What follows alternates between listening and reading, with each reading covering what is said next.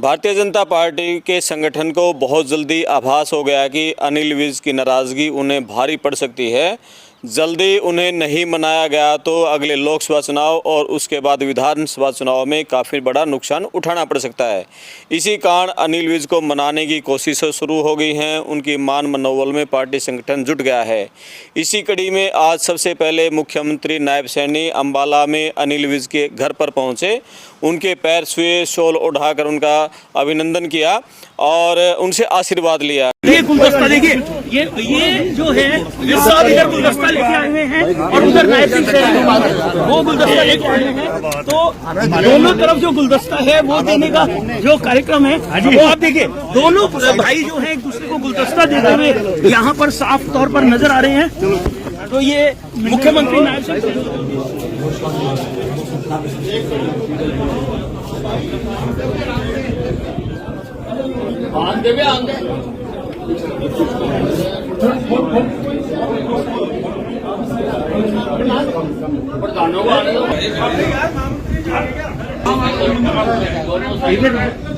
दर्शन को भी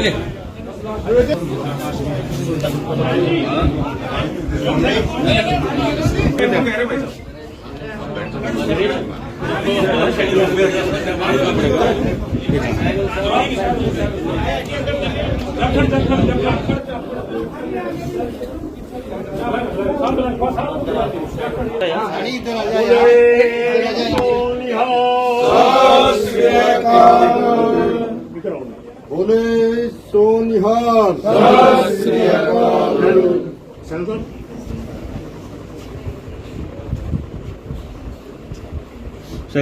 मेरे बीच बैठो, थोड़ा विश्व बोले सोनिहाल।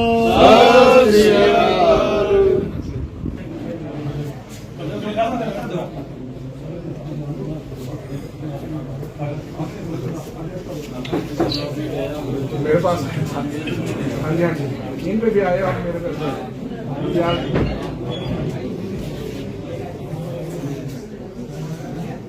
करीब 38-40 मिनट तक दोनों के बीच बंद कमरे में बातचीत हुई और जब कमरे से बाहर निकले तो दोनों के चेहरे पर खुशी थी। पत्रकारों ने जब मुख्यमंत्री नायब सैनी से पूछा कि अनिल विज को मंत्रिमंडल के विस्तार की कोई जानकारी नहीं देगी तो उसको टाल गए, कहे बोले नहीं हमारे सीनियर नेता हैं और इनको तो सभी जानकारियां रहती हैं। नायब सैनी ने अनिल विज की नाराज़गी की खबरों का खंडन किया और कहा कि पार्टी के सीनियर नेता हैं, इनका आशीर्वाद लगातार हमारे साथ रहता है और आगे भी इनके मार्गदर्शन में सरकार बहुत अच्छा काम करेगी और जो काम मुख्यमंत्री मनोहर लाल के समय में शुरू हुए थे उनको पूरा किया जाएगा और इन सब के लिए हमें अनिल विज का मार्गदर्शन चाहिए।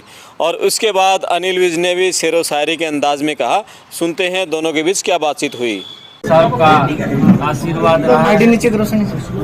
आज पार्टी ने संगठन ने जो जिम्मेवारी दी है, आज आदरणीय विज साहब के पास मैं यहाँ पर आशीर्वाद लेने के लिए आया हूँ क्योंकि हमारे बड़े वरिष्ठ नेता हैं और इनके मार्गदर्शन के अंदर ही हमने हरियाणा की 10 की 10 लोकसभा की सीटें जीती हैं और मिलकर जो कार्य हमारे आदरणीय नरेंद्र मोदी जी ने किए हैं और जो कार्य हमारे मनोहर लाल जी के नेतृत्व में हरियाणा के अंदर हुए हैं, उन सब कामों को भी हमने आगे बढ़ाना है और आगे बढ़ाते हुए जिस प्रकार का एक माहौल जो वातावरण पूरे प्रदेश के अंदर बना है, बड़े मैंडेट के साथ हम 10 की 10 लोकसभा की सीटें जीते।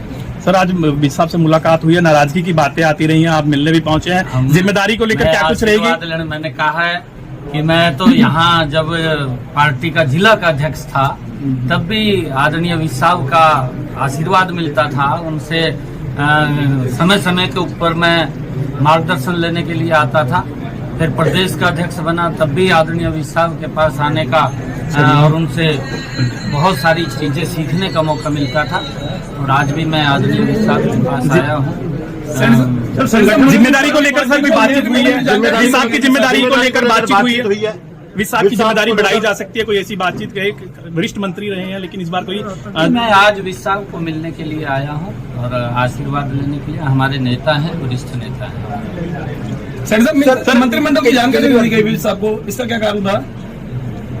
नहीं, मैंने कहा है कि हमारे वरिष्ठ नेता हैं और जानकारी है सभी, ऐसा नहीं है कि विशाल से जानकारी नहीं रहती, तो सब जानकारी है विशाल के पास रहती है। सर अरविंद के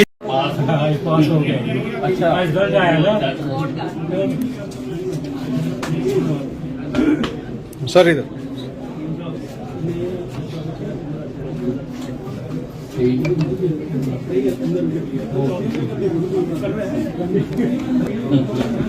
Iku minta pauci.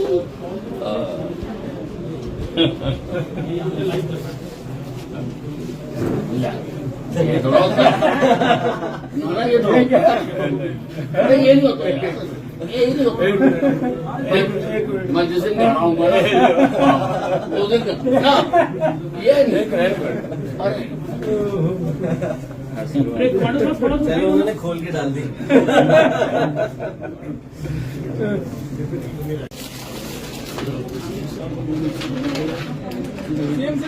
Chandramohan Sinha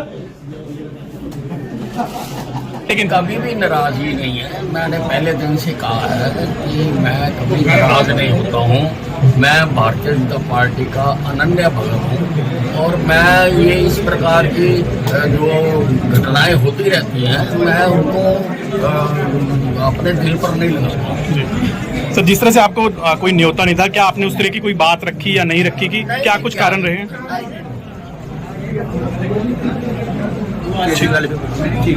तो आपने देखा कि मुख्यमंत्री ने कहा कि विज हमारे सीनियर नेता हैं और उनके मार्गदर्शन में हम काम करते रहेंगे।